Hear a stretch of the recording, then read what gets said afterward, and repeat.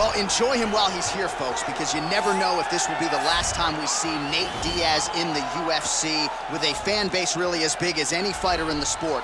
Diaz is back tonight, and we're glad to see him. Stockton, stand up. This guy has a cult following. He is one of the most interesting guys in the UFC because he has this sense that he really doesn't care to be here, but he also doesn't feel as comfortable anywhere but in the octagon.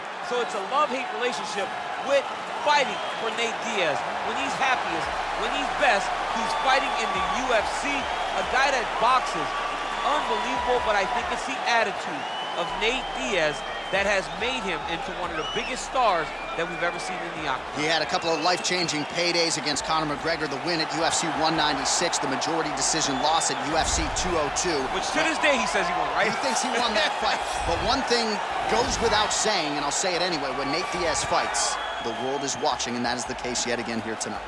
All right, here he is, one of the best Muay Thai kickboxers on this roster, and he's often fond of saying, DC, there's no pads, there's no gloves on my knees and my elbows and my feet, and he certainly puts all those weapons to good use. Well, he feels released, right? He feels released. When he's wearing all that training gear, there are confinements. He's being confined. When he takes it all off and he has an ability to go in there and damage his opponent, he feels like the shackles have been taken off. So he throws that right elbow right across to try to cut the eye. Left elbow, big knee, and then when he grabs that Muay Thai punch, you are truly, truly in trouble because he will drive that back knee into the midsection. When you start to try to take the hips back, he will shift you, right, kick the foot down into one of those great Muay Thai takedowns. He's a phenomenal, phenomenal striker. And he came into the octagon with a lot of high-level Muay Thai competition and tournament wins to his credit, and certainly has gotten off on the right foot here in the octagon. Ladies and gentlemen, this fight is 3 rounds in the UFC lightweight division. Introducing first, fighting out of the blue corner. This man is a jiu-jitsu fighter holding a professional record of 22 wins, 13 losses.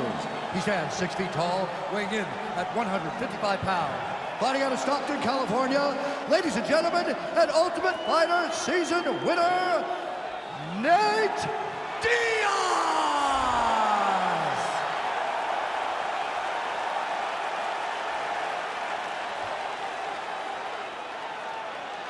And now introducing his opponent, fighting out of the red corner. This man is a Muay Thai fighter holding a professional record of 12 wins, 2 losses. He stands 5 feet 8 inches tall, weighing in at 155 pounds. Рафаэль Fiziev! And when the action begins, our referee in charge, Yves Lavigne. The veteran Yves Lavigne draws the assignment here. Ready?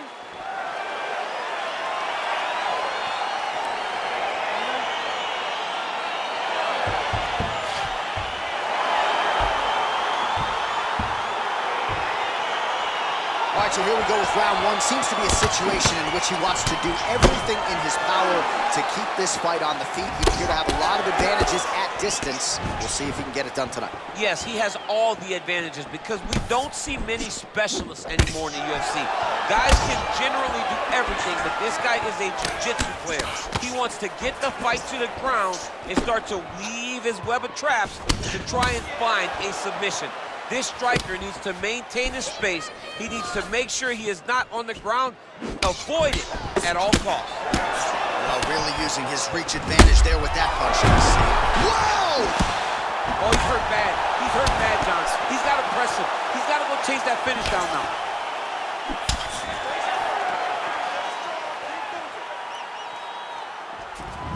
Well, he keeps going back to the well with that left hand, just out of range. Stuffs the takedown, no problem. Well, he continues to offer up the kick here, but just misses with that one.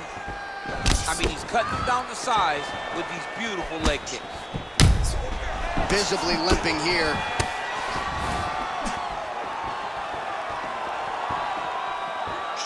Oh!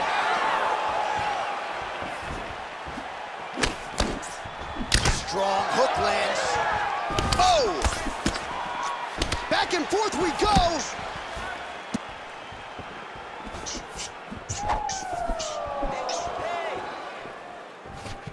Back to the leg kick now. That one's no good.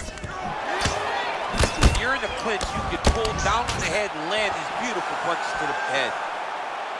Diaz gets hit by that leg kick. That's a big strike right there.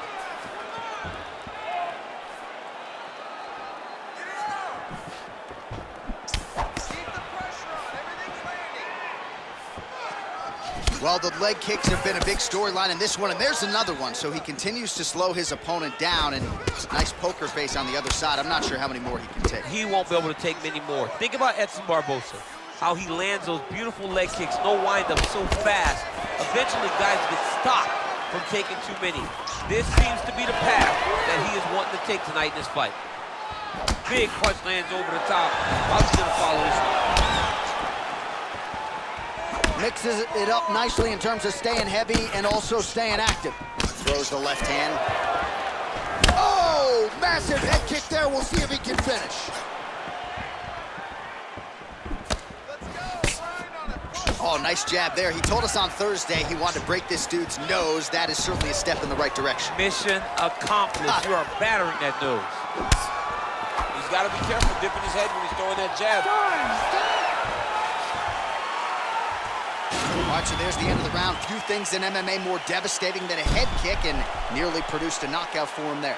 We talked to him earlier in the week, and he talked about chances to take the kicks high. He got a chance, he took it, he landed that kick and almost got the fight finished. Let's see if he can go and do that again.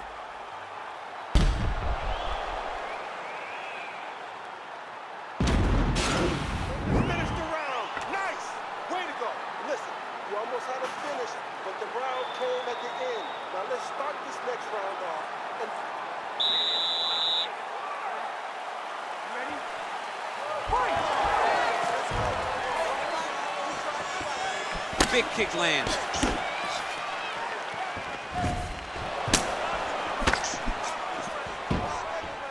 Oh! What a fantastic strike to throw at the exact right moment. He deserves this moment. Go finish this fight. Oh, nice job to land the straight punch there. Must be nice to have that kind of reach advantage, DC. I know you can't necessarily relate.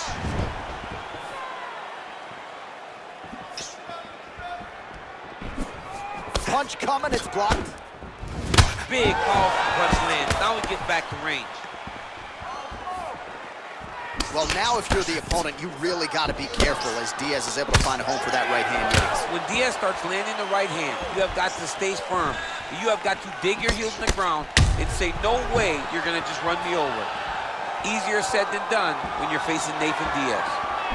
Oh, nice slip and then the counter for him there. And I know DC's inner monologue is, man, can I just be the longer fighter in one UFC matchup? I get it, man. Stuffs the takedown there. How good is his takedown defense?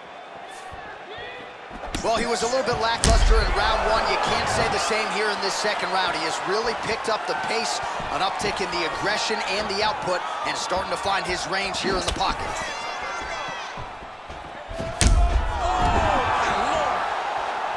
Look at how he turns his hip over when he throws that kick.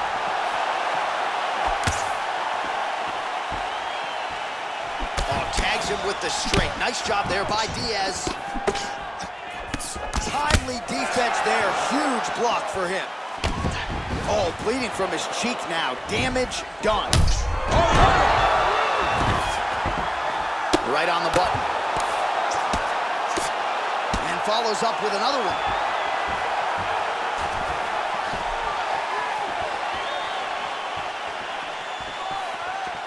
Oh, big punch land. All right, he engages in the single collar tie. Nice connection there by Nate Diaz. Not a guy you want to let get going here on the field. He's hurt. He's hurt. Wow!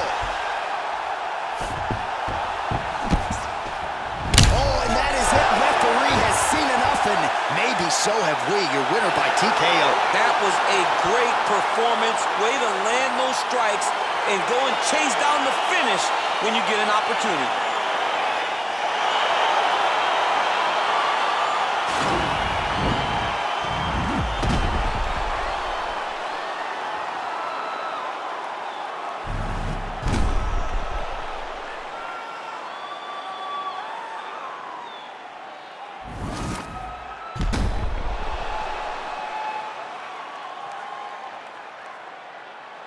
So a big win for him here tonight, and an even bigger statement made by virtue of the TKO.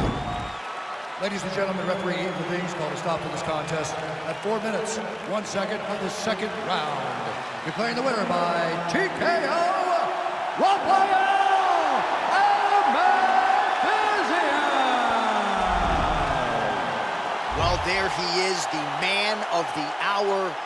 And you got to think this dude's going to get a serious Instagram push tonight after the win by TKO. Oh, he's going to get a massive push because he hurt his opponent and he pressed his foot down in the gas until he got that finish. That was amazing.